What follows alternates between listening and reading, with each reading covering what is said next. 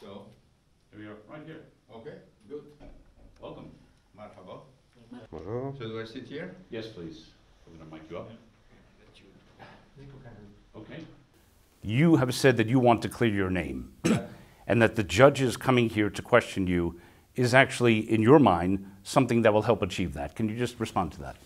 Yeah, because it will give me the first opportunity officially, because everything is going to be written and is going to be left into the document, to give my own version and my own justification for a lot of action on which the judges so far had explanation which was biased by the other party. And so that's the opportunity I will have. At the end of the day, the problem is not going to be with these judges. These guys are here to instruct the suspicions, but it's going to be with the ultimate judge who's going to give his own opinion on these suspicions. But you walking on the street, everybody know me.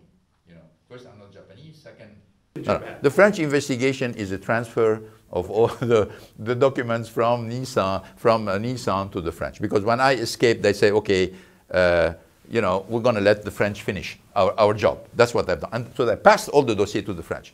So I'm a little bit weird into the system. And then I discovered the hostage justice system. You sued the Mitsubishi-Nissan alliance in the Netherlands for basically for unfair dismissal. 15 million euros. The decision came out last week. Not only is the judge not granting you that, they've asked for 5 million euros back from you. So, you know, how bad a setback is it for you? And I guess the larger question is, do you feel that this is a sense of how things are going to go for you now? I don't think so. I'm going to fight. Obviously, we're going to appeal. We proposed to the judges in the Netherlands that I explained to them the situation. They were not interested. They don't give a fly about the agreement with the US, because if they weren't respecting it, they would have interrogated him in the United States. The judgment was given on a technicality. This means that the documents that were supposed to support this payment were not complete.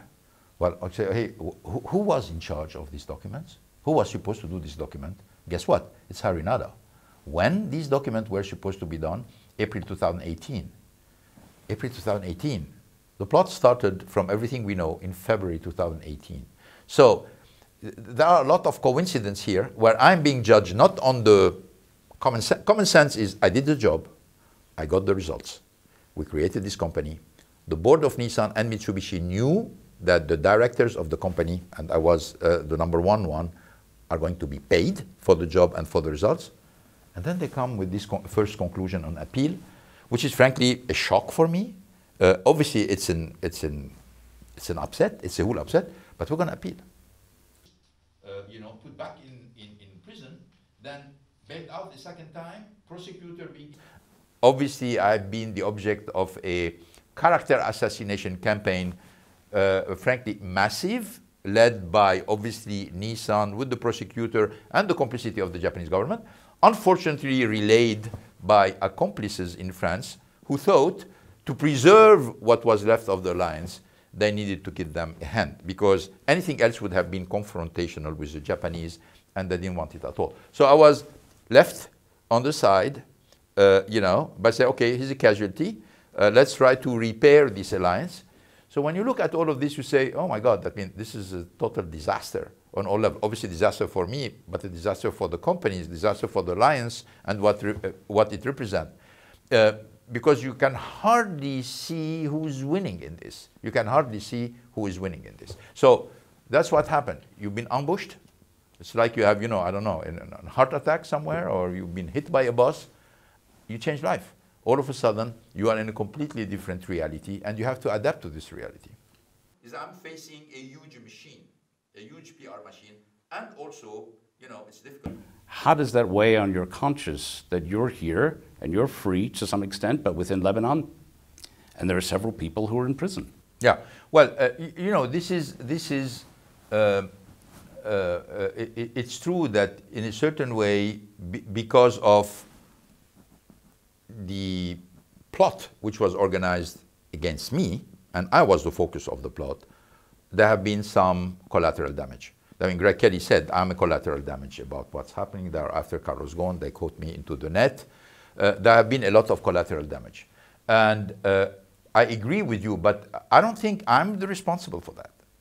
Totally ambushed, no warning, no meeting to try to see, look, what's going on, nothing at all.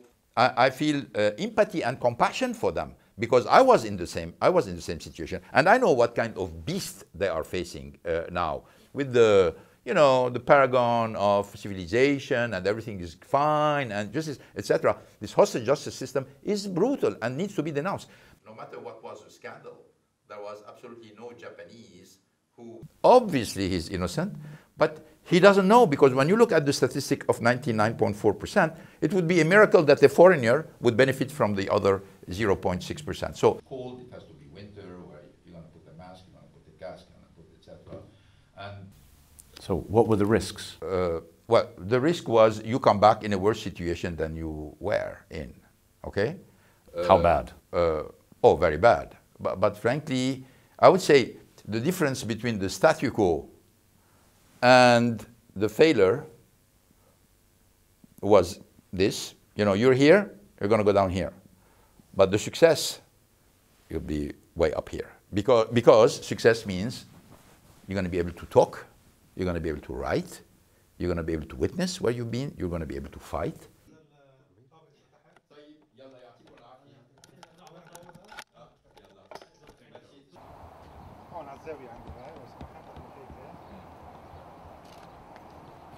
هيك؟ شو اسمه؟ بس ما يعني إذا لأنه حيكون في مليون صحافي قدام قصر العدل. ما بفتكر